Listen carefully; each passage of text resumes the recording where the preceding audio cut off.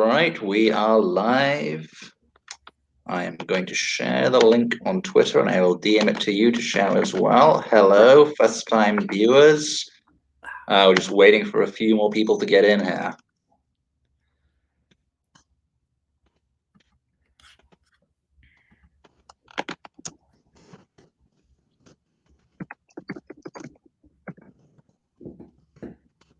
And people just joining, remember to ask questions. We want your questions. We'll address each and every one of them.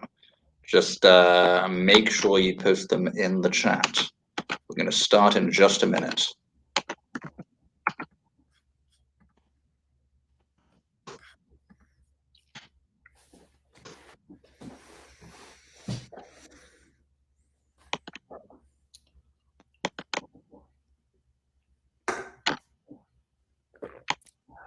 All right. More people getting in here.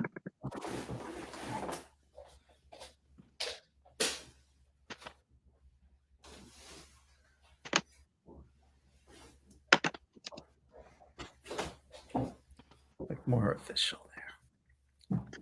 What's the view count right now, Darren? I can't see. I'm gaming people. I can't see either. I have no means of seeing a view count. Okay, let's see how many go. Oh, 328. Okay, let's go. Time to start. Excellent. What accent is that? Good question. That is a British accent. You successfully defeated us in 1776. Congratulations. But now we have more important enemies to defeat, the big tech platforms. What a couple of days, Darren. We've been talking about tech censorship for the past couple of weeks. I've written a whole book about it. You can find it at deletedbook.com. You and I think, have both been warning about this problem, and many people on the right have been warning about the growing power of Silicon Valley for 4 or 5 years now, and I think people have finally woken up to it. I mean, establishment. I mean, no disrespect to the New York Post. The New York Post is fantastic. They have some fantastic people working for them. This story they broke is truly incredible, and you should follow the reporter who published all the stories, Emma Jo Morris. I think it's at Emma Jo NYC on Twitter. She's fantastic. Make sure you follow her. But I feel like the censorship of the New York Post has a kind of silver lining because it's really woken up so many people. It's like a Rubicon has been crossed. They've finally gone too far. Now the FCC is taking action. I mean, for 5 years, we've seen people on the so-called fringe right getting suspended from these platforms, and people just ignored it. Well, they're too inconvenient to defend. We can't defend Alex Jones. We can't defend the Proud Boys. We can't defend any of these people. We can't even, disagree with their views, but defend their free speech rights. It's something that people just completely ignored, but it's just escalated and escalated and escalated. And now it's come for a newspaper founded by Alexander Hamilton. It's come for the White House press secretary. It's coming for everyone. That's where we are today now. Darren, your thoughts on the past few days? I've spoken enough. Well, absolutely. You're absolutely right. As I was saying, this is Allum Bokhari's world now. Everything you've been warning about is coming to fruition in a very dramatic way. And yes, this latest censorship fiasco of the New York Post article is of a different character, not only in its type, but also in its magnitude, in the sense that, as you say, a lot of people in the so-called fringe have been censored, and that established a precedent for censorship. I don't think it should have happened, but a lot of these coward conservatives, they don't care about the precedent. They just wanted to be respectable.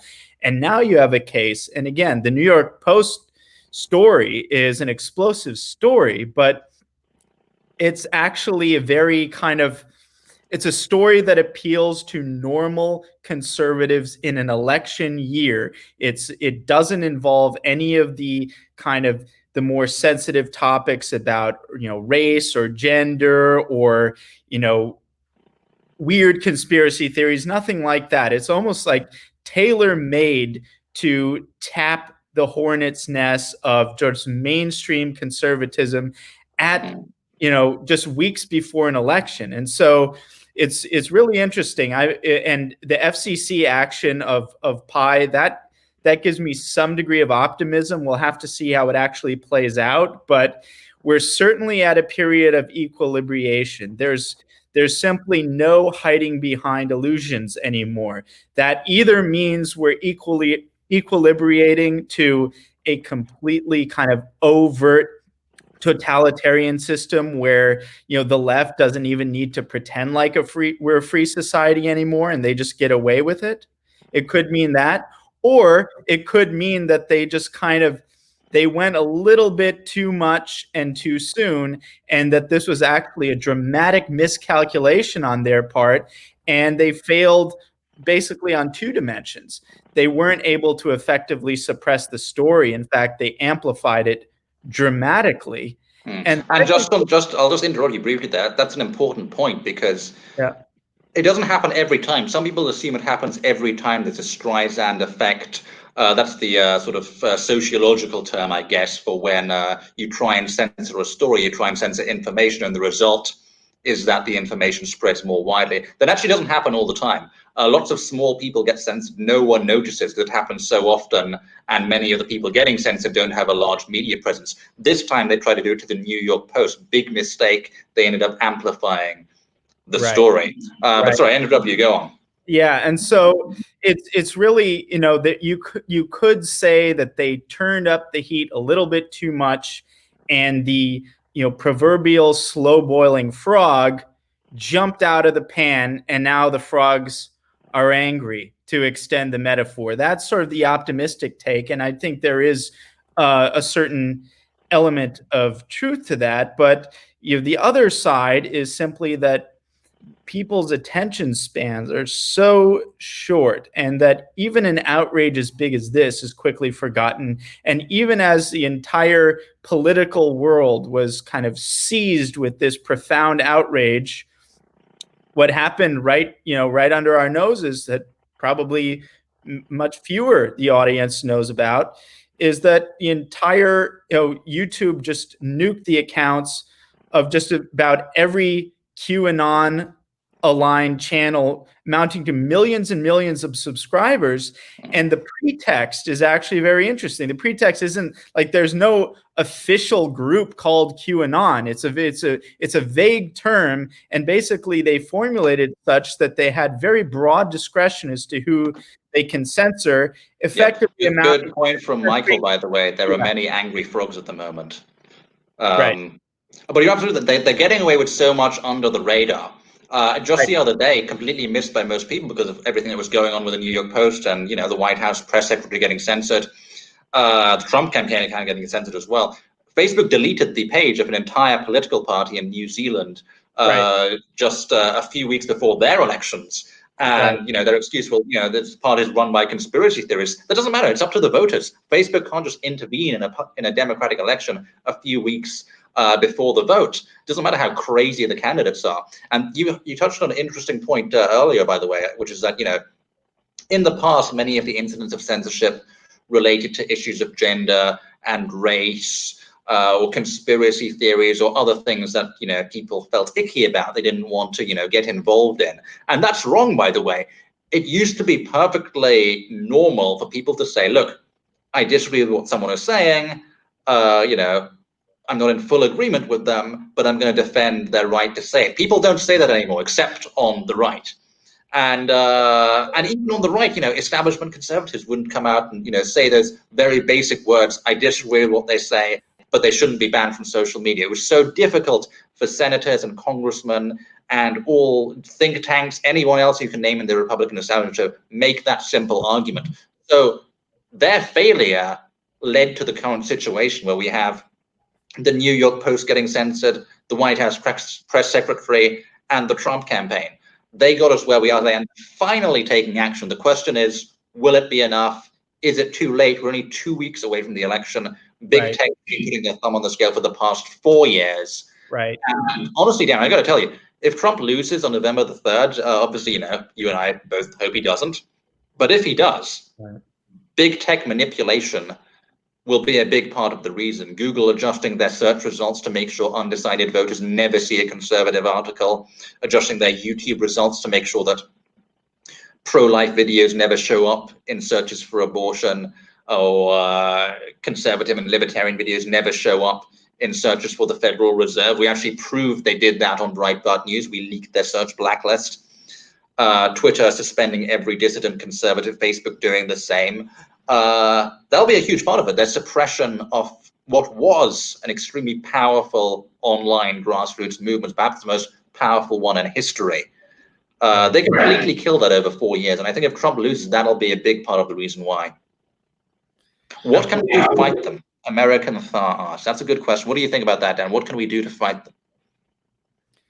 Well, there's short, medium, and long-term solutions. I mean, I think in the short term, we need to, the DOJ, FEC need to be activated immediately, and there needs to be a threat of criminal charges when it comes to election interference of such an egregious type on the part of these big tech firms. I think in the medium term, short to medium term, there needs to be serious Section 230 action. And so that's why I'm encouraged by Ajit Pai's announcement. And it's all the more reason that we need to absolutely insist on an expedited confirmation of FCC chairman nominee Nathan Symington.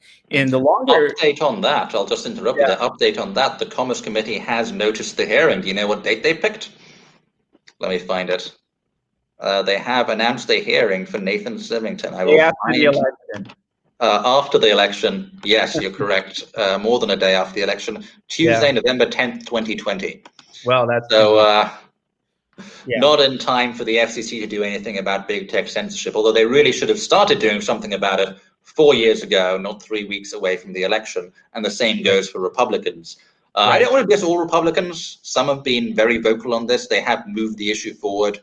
Cruz, Hawley, Loeffler, all these people, Gosar especially. Gosar has some very interesting proposals. He has a bipartisan bill with Tulsi Gabbard at the moment, which I think hits on some very interesting points, especially giving users an opt-out of some of these big tech algorithms. I think that's crucial. Gosar might just be the best congressman in the House. I'm not. I won't say that decisively, but he's certainly one of the best, if not the best. Gates is very good. Gates is excellent. Gates is excellent. But there are some Republicans who are good, but they've just sat on their hands for so long. And I'll tell you what, the Supreme Court hearings this past week, first point to make, people who are predicting a second Kavanaugh are completely wrong. They have nothing on Amy Coney Barrett. She's has a spotless record as far as I can tell. But the questions the senators are asking Amy Coney Barrett, they're questions that have been asked for 3 decades. What's your stance on Roe versus Wade? What's your stance on gay marriage? All very important questions, I'm sure. But the most important question that can be asked right now to a potential Supreme Court justice is, what's your stance on Section 230? What do you think about the tech giants? What do you think about their impact on the First Amendment? Those are the questions that should be asked. Those are the questions that are relevant to the moment.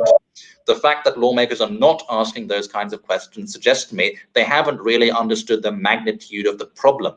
Well, there's a broader issue with that. And this gets to kind of, all of the standard questions that have been asked basically since the 80s, since the Reagan era, when there was a kind of established judicial philosophy of jurisprudence that was built into kind of the architecture of the Reagan movement and movement conservatism. And it was very well equipped to deal with the hot button culture war issues of the Reagan period that, are still relevant today. The abortion, the homosexual issues, all and so forth. And but the architecture was not there to address these new threats that we face, including perhaps especially the threat from the concentrated technically private power of big tech. That's neither built into the architecture of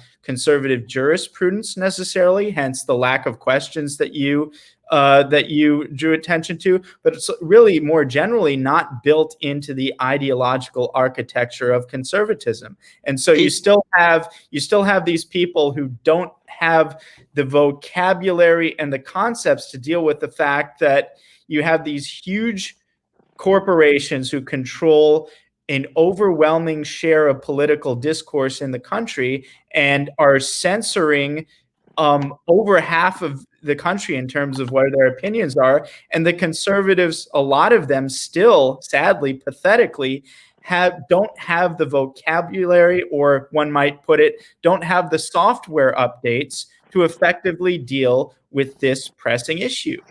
Conservatives, establishment conservatives, I should say, are digging their own grave on this issue. All the issues they care about, whether it's abortion or gay marriage or anything you can think of, are sideshows compared to the big tech issues. They will not be allowed to discuss those issues. They won't be allowed to take their message to the American people. The big tech platforms won't allow their message to reach undecided voters if they don't resolve the big tech issue. So every other issue they care about, from abortion to gay marriage, to lower taxes, to the border even, are sideshows compared to this issue. They won't be allowed to talk about it. So it needs to be the #1 priority for them. It needs to be the top question they ask the Supreme Court Justice nominee, not like I want to talk about something. I want to talk specifically about the pretext for censoring not only the New York Post article, but more general pretext that we see all over the place for censorship of mostly conservative positions. And that is this concept of disinformation. In fact, disinformation was the concept, the word of the year 2019 is nominated by NPR. And there's a reason for that. If people go back to the early stages of the Trump years, the Trump presidency, people remember that the term fake news was originally invented to silence pro-Trump narratives. Trump very brilliantly and very effectively co-opted that term for his own purposes. The term disinformation is this new weaponized concept that's meant to function in the way that fake news originally intended. There are a couple things I'd like to say about disinformation. So you have people, I could read off the list, read off the tweets, people saying, this New York Post article is Russian disinformation, it's Putin propaganda, and so forth. And so this ties into this color revolution framework, and it ties into this general trend that I've identified in earlier talks of ours and elsewhere, that what you see is very disturbing development whereby broad swaths of our own national security apparatus are being repurposed to silence and suppress Trump supporters, general conservatives domestically. And part of the mechanism by which that's achieved is framing speech that they don't like as disinformation, which is an intelligence term. It's an intelligence term of craft meant to formulate the issue in national security terms. Now, the interesting thing about this is if you look at these conferences on disinformation, they're almost all sponsored by these completely malicious and fake Atlanticist groups like the Atlantic Council, NATO-aligned groups. NATO, by the way, is a very evil organization. People don't appreciate the role that they have played in the censorship of the internet, which is a story unto itself. That we can get into, but let's touch on the Atlantic Council briefly, because many people don't know the Atlantic Council is officially partnered with Facebook to help promote free and fair elections around the world. Let me tell you guys a little bit about the Atlantic Council. The Atlantic Council, their advisory board includes Madeleine Albright, Bill Clinton's former Secretary of State, James Clapper. I think most people will be familiar with James Clapper. Right. I believe Henry Kissinger as well. This is a neoconservative establishment, Atlanticist think tank. They're all about promoting American influence around the world, whether it's by military means or non-military means. This is a neoconservative think tank. So I've got to say, if the anti-war left believes these tech giants will never come from them, they've got another thing coming when Facebook is working directly with the Atlantic Council. And what a phrase, promoting free and fair elections around the world. Right. When you hear a bunch of neoconservatives say they're going to come and make your elections freer and fairer, Iraqis will tell you you've got to run the other way. By the way, guys, keep asking questions in the chat. Let me finish this point about disinformation, though, because you have a bunch of people characterizing this New York Post piece as disinformation. So again, that's using the gravitas, imprimatur, and in many cases, the resources of the national security apparatus, reappropriating it to suppress political speech domestically. That's what the whole disinformation scam is meant to do. Another thing about disinformation, I've looked at a lot of these disinformation conferences, and one disturbing trend in this is that they count as disinformation, doesn't even have to come from a foreign source. They term as disinformation anything that in their perception aligns with the interests of a foreign power, even if it's domestic in origin. What that means is, for instance, take Russia, the favorite example. Now, Russia would probably in some ways benefit from an American geopolitical realignment toward concern with the rise of China. But by this definition of disinformation, because Russia might benefit from this pivot to Asia that's in our benefit, I think, as well, anything advocating this geopolitical realignment would be considered ipso facto disinformation by this Atlantic Council group. And I think it's important to say this Atlantic Council, in some sense, it's neoconservative, but actually, I think we can refine it even further is to say that the Atlantic Council is an arm of NATO, and it represents a faction of the American ruling class that is still principally concerned with Europe and Russia. And where it's all coming from is this issue that Putin is able to maintain geopolitical leverage over Europe via gas politics. And what people don't know is that, Gazprom is probably one of the biggest, if not the biggest, gas energy company, and Putin uses it to great effect to assert his political influence in Europe, and has actually used this influence to counteract successfully color revolution attempts by these Atlanticist groups. Yeah, and Europeans know this very well. And what's interesting here, to tie it together, is that there's a certain company that was kind of cultivated in order to be the US or NATO Atlanticist aligned counterweight to Gazprom, and that is none other than Burisma.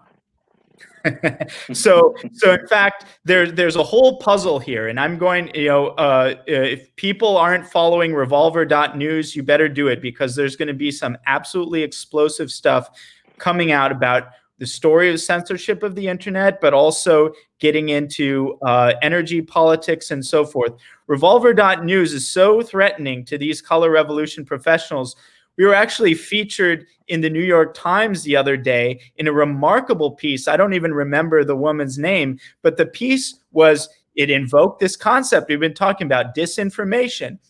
The First Amendment in the age of disinformation. Effectively, the argument was that we need to reinterpret the First Amendment so as to be able to censor articles like the Revolver.news article on Norm Eisen exposing the color revolution against Trump. That's high praise to be singled out for censorship. I've read that New York Times article, by the way, and they're arguing for what they call a European model of free speech, which I thought was interesting terminology. Obviously, the European model of so-called free speech is to simply have government censor anything they want by calling it hate speech.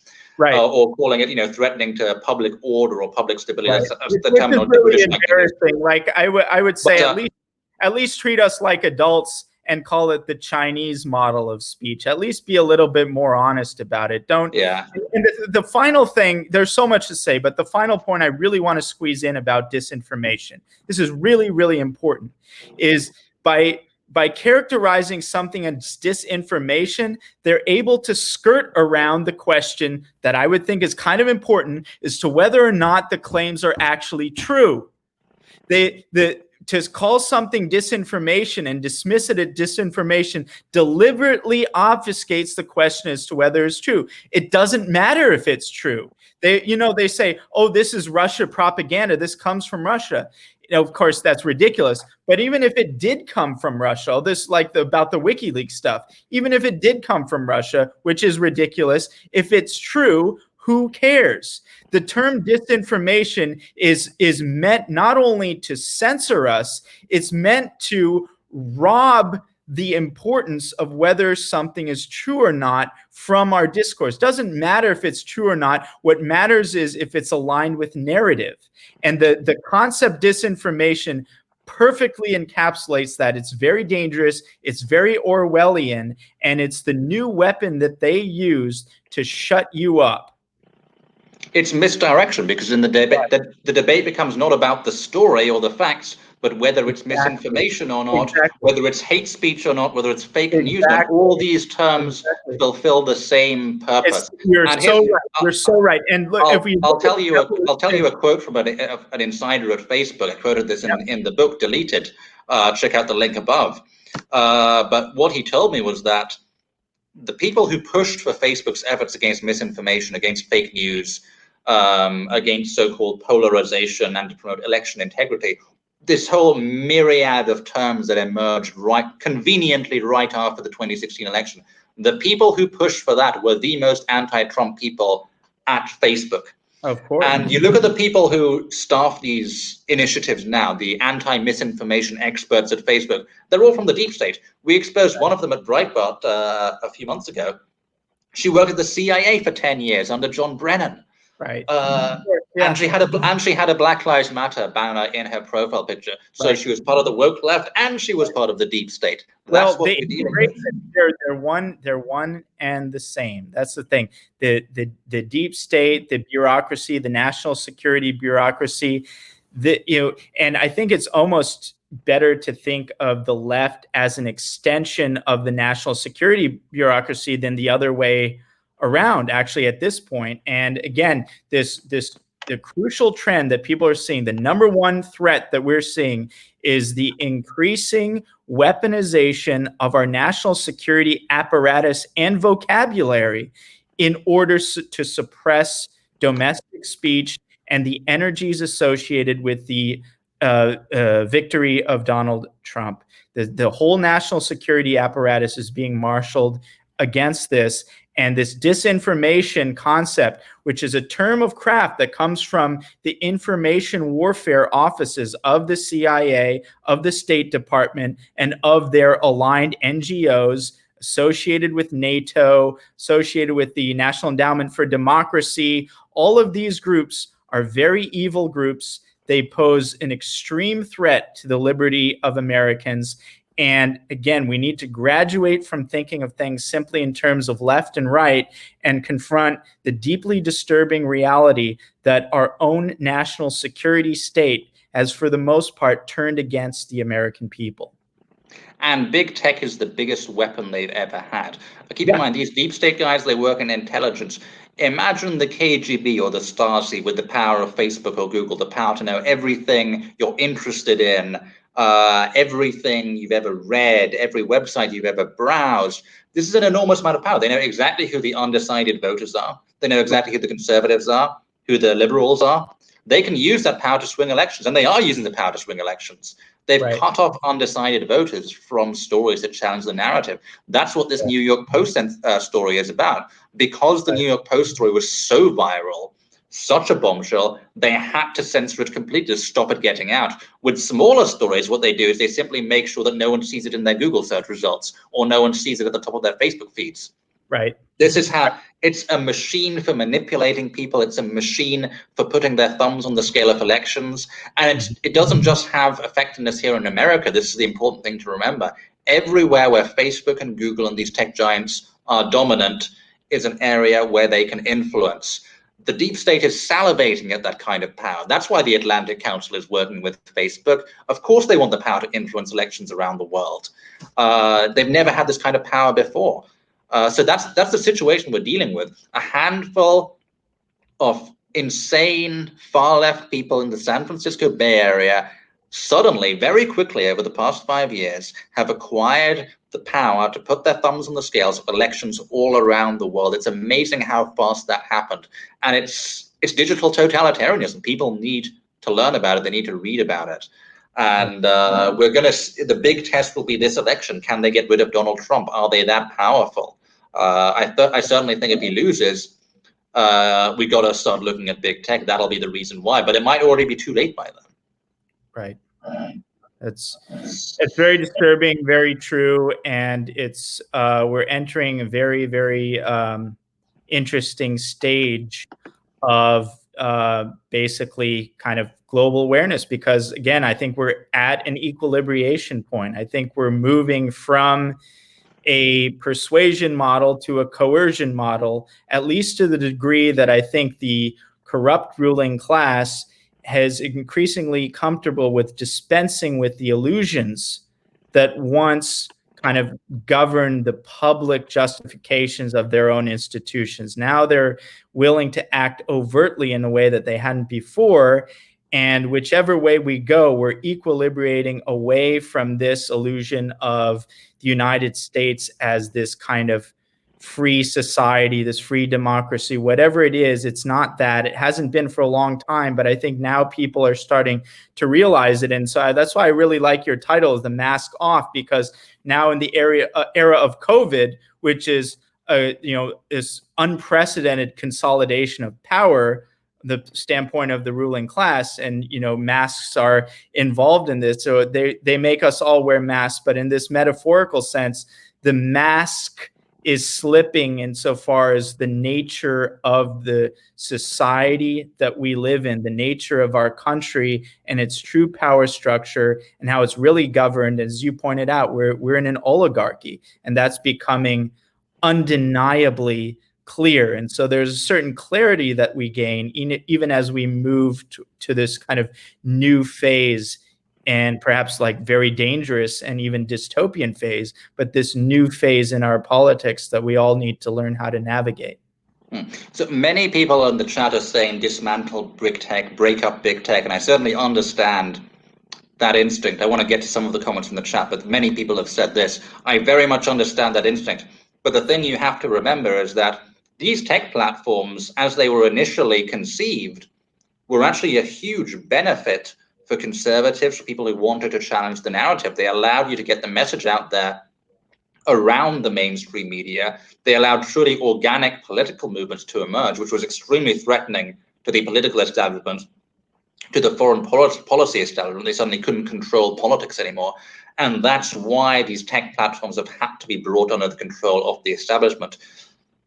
The potential for new movements to emerge outside of the mainstream media, outside of the mainstream narrative, was so threatening to these people. So we don't want to destroy the big tech platforms. We want to get them back to where they were in 2015, when the populist movement was allowed to emerge, before they understood the power of the tech platforms and got them under control. That's what we want. We want to go back to that period. And the question is, what kind of policies can the base demand that would get us there? I've always thought, the key is to simply give users an opt-out of all these content filters. So if you're going to make any filter on legal speech as a tech platform, you have to prove by clear and convincing evidence that users have opted in to that filter. And if you can't prove that, then you're not a platform, and you're going to be liable for defamation lawsuits, and your entire business model will go out the window. That's the solution I favor. Other solutions have been proposed. What are your thoughts on that, Darren? I think that's absolutely true, and I think there's another kind of corollary there that's important to tease out, especially in light of the past couple of days. Now, I don't think these positions are mutually exclusive. There's one position that says, well, they're censoring so aggressively because the election's so close and they're trying to tip the scales, they're trying to rig it. I think that's absolutely true. There's a lot of truth to that. There's a different perspective, though, that I think also has some truth, and that is this is less an issue of rigging and more an issue of hedging. That is to say that they might expect that Biden will become the president, and they are kind of ingratiating themselves to future President Biden so he doesn't unleash in his senility and senescence, he doesn't unleash the Warren wing of the party, which terrifies them. In fact, the reality is, and you know this better than anyone, the only political faction that actually scares these tech firms is the Warren left. The Trump That's 100% true. I've spoken to a few people in Silicon Valley, VCs, venture capitalists, and they're all terrified by Warren. Quick on this point is that, unfortunately, I'd love for this to change. I think it can change, but the Trump administration is, to them, they consider it a joke, and they can't level any credible threats. They don't take them seriously at all. That's why they censor with impunity. And so far, he hasn't proved them wrong. I hope he will step up and prove them wrong. But so far, the only political faction that they're actually scared of is the Elizabeth Warren left. And the instrument associated with the Elizabeth Warren left, the stick, as it were, is the antitrust weapon. Now, I think that actually there is some validity to the general kind of Elizabeth Warren-esque critique of concentrated power that exists beyond specifically the censorship issue. I think there could be some case for breaking up any kind of conglomerate simply for sort of the negative externalities of such concentrated power on competition and creativity, and this idea that so many tech companies simply exist in order to be gobbled up by Google, and that's the effect of a de facto monopoly power. But if you're focused specifically on censorship, I'm not terribly convinced. This is basically agreeing with you. I'm not terribly convinced that antitrust is the right approach. It can be a good kind of leverage tool. It can be a good threat if it's credible. But breaking up a big conglomerate into multiple little ones, if the little ones have the same culture of censorship, it's not really going to help anybody. And so, antitrust is a threat. It's right. Like you said, it's a stick to beat the tech companies with. And the question is, what do you want them to do? So Jonathan Jansen asked, what if the Democrats get the presidency and the Congress? So this is what they'll do.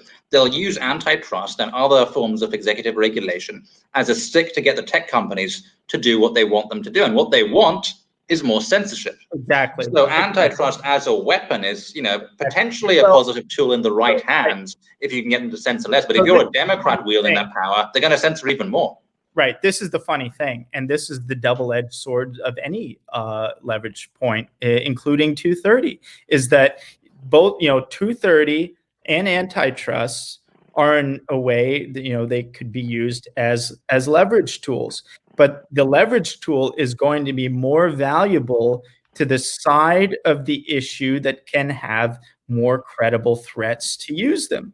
And so far, the left, given the leverage tools on the table, the left, and specifically the Elizabeth Warren left, has been able to use the leverage tools more effectively. And so far, there's this danger that these points of leverage, even 230, I've seen used as a kind of threat tool by the left in order to force these companies to censor more, antitrust more so. And so we really need to kind of get into a position where our side is able to make credible threats so as to make effective use of these leverage tools. Otherwise, the other side is going to use them and make the situation even worse. And that is now starting. This is why there is a silver lining. As I said at the start of this stream, there's a silver lining to the New York Post censorship because the FCC is now taking action. Jack Dorsey's getting subpoenaed. The Commerce Committee has finally, I don't think it's coincidence, announced today they're going to hold a hearing for Nathan Symington. If Trump is elected, these will give him the tools he needs to fight the tech censors. So internet freedom is on the ballot this November. Probably the most momentous question, I think, that has faced the American electorate. It gives him the tools, but he has to use the tools. He has to use the tools. He didn't for the last 4 years, but the deep state sabotaged him. It was a complicated business. establishment Republicans sabotaged him. The Senate wasn't very helpful. They didn't care about the issue. So I'm understanding why it took this long to get started.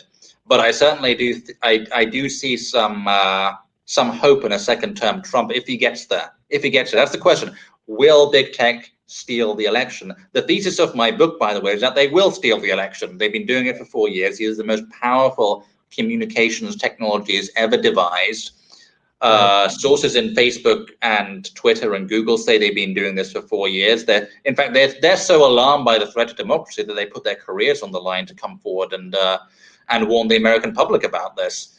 So right. I don't think it's looking good from that perspective, but this will be the test. Can big tech win an election? We'll find out in November the 3rd. Still, I think the most dramatic video is the one that you released years ago of the Google C-suite reacting the day after the 2016 election and basically making an agreement in the midst of their hug session. They're so traumatized. They had a literal hug session, the C-suite of Google. So a remarkable video. If anyone hasn't seen it, you have to see it. It's really terrifying, but also pathetic. And, they all just made a pact. We are never going to let this happen again. We're never going to allow the American people to meddle in their own elections again. And shame on us for having our tool that used to allow free speech online. Shame on us for allowing these deplorable Trump supporters to use this great free and open internet for which we provide the infrastructure to allow Donald Trump to win. We're never going to allow that to happen again. And it seems like to the greatest extent possible, they've made good on that promise. They've done everything they can to make good on that promise. Completely true. And this is exactly what my sources in Twitter and Facebook say as well. There's a whole chapter in the book on this. In those companies, exactly the same. Total dismay. How did we let this happen? We can't let it happen again. That's been the mentality of Silicon Valley since Trump's election, with the assistance of the political establishment and the media elite who have always been pressuring them to go even further. And when they don't play ball, they get the ad boycott. YouTube got the ad boycott, Facebook got the ad boycott. That's how it works. Someone in the chat says they worked for Google. That's very interesting. Please email me about that. Go on my Twitter. My email address is in the bio. Always looking for new sources, current or former, who are willing to talk about these tech companies. I think we'll wrap up shortly, but I'm going to see if there are any good questions we can get to. I want to get through everyone because there are a lot of comments. Lots of people talking about treason. It's correct. This is a digital coup. It's the alliance. Darren, you know this better than it's the alliance of the deep state and the tech giants that is so dangerous. You mentioned they're pathetic people. They are pathetic people. They all believe in completely nonsense theories like critical race theory and far left feminism, but they also happen to be in control of the most powerful communications platforms ever created. That's a very dangerous situation to be in. Morons in charge of extremely powerful weapons. That's what you don't want to happen in ever. And it's going to affect not just democracy in America, but all around the world. We are living in the matrix. Correct. More people need to take the red pill. What role does China play in this? Jimmy Do-Good asks. That's an interesting question. I think China is a little bit, I think you and I agree on this, Darren. China is a very convenient issue for establishment Republicans to talk about because they can condemn censorship, they can be pro-free speech, but they don't need to defend any of the inconvenient extremist right-wingers or conspiracy theorists here in America. And in some ways, just to push this, to be deliberately provocative, but I think for a purpose, some degree, it's even been counterproductive because you have, I think about this, you've written about this, and it's companies like Google in this 5G battle have used the pretense of the threat of China in order to try to convince the Defense Department to free up, to free up spectrum and other resources to give to Google to further empower Google. And they use the threat of China as this excuse to basically release these resources to them. On the issue of TikTok, again, the China thing came up, and it's not, it's fine what we did to TikTok, but the China issue as a matter of priority, we've been much better off going after Google or Facebook or Twitter than TikTok. But yet the prominence of this, this China threat narrative that makes us go after TikTok first is again a little bit counterproductive in terms of actual priorities. So it served as a real kind of deflection mechanism for the people who are supposed to be fighting for us, who are supposed to be going after our big tech firms who are responsible for censoring us, to point the finger at China and basically serve as an excuse not to do anything. I wonder, just as like a hypothetical, I know what I would do if I were China is I would, play the same game. If I were China, I would say, China refuses to do business with any major American tech firm that censors its own citizens. Imagine if China put out an announcement and said, we absolutely refuse to do business with any US tech company that censors its own citizens. And, maybe eventually they'll get smart and start playing that game and take advantage of the fact that that our own tech companies are just about as censorious as theirs are. And I think even from you almost want them to. That would teach the foreign policy establishment a thing or two about. It's important to say is like this is not. I am not pro-China. This is about. Of course not. No one is. This is about deflecting the problems here, deflecting the problem of us becoming more like China by pointing to China. And I think, in fact, for the people who actually do care about winning the 5G race with China, that is, a huge issue in terms of who's going to run the 21st century. The messaging has to be to make as clear a distinction between our internet, so to speak, and the Chinese internet. And if we become just another totalitarian internet, the way that China's is, we lose that information battle. We lose that information narrative weapon that could distinguish us from China and ultimately be used to win the 5G war. So there's simply no dimension on which it makes sense to allow our internet and our country from a free speech perspective to become more like China. And before we point fingers at what China's doing, censoring the Hong Kong, Oh, I think we lost Darren there. Well, to continue that point, PJ Ayer notes the China social credit system, and I'm going to leave you guys with this before we close the Periscope. Over the past couple of days, we've seen censorship affect the New York Post, the White House press secretary, the Trump campaign itself. So these are all very high-profile incidents of censorship that everyone saw. But that's just these high-profile incidents of censorship. They've happened to a lot of prominent conservatives. They're just the tip of the iceberg. People don't think we have a social credit system. We do have a social credit system. Silicon Valley has built one. It's just more decentralized. We have Darren back. I'm just explaining Silicon Valley's social credit system. You dropped for a second. So here's the way Silicon Valley's social credit system works. Everything you post online, whether you're creating a website and trying to get it on the front page of Google, whether you're creating a Twitter account, trying to make posts, YouTube account, Facebook account, they all work in a very similar way. Everything you post is given a numerical value by the tech giants. That numerical value is used by the algorithm to determine whether you're going to be on the first page of Google or the 100th, whether you're going to be at the top of people's Facebook feeds or buried when no one can find them.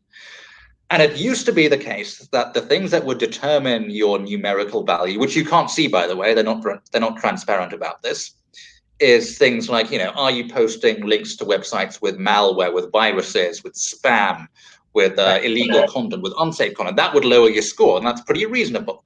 But obviously today, the criteria they use is, Are you posting misinformation? Are you posting hate speech? Are you posting fake news? Do you follow accounts that are known for doing those things? Those are the things that'll lower your score. So Right. Silicon Valley's social credit score, much like China's social credit score, is now determined by how well you conform to the ruling elite's values. People say that, we're so different from China, we're a liberal democracy. No, the private sector is building the exact same system.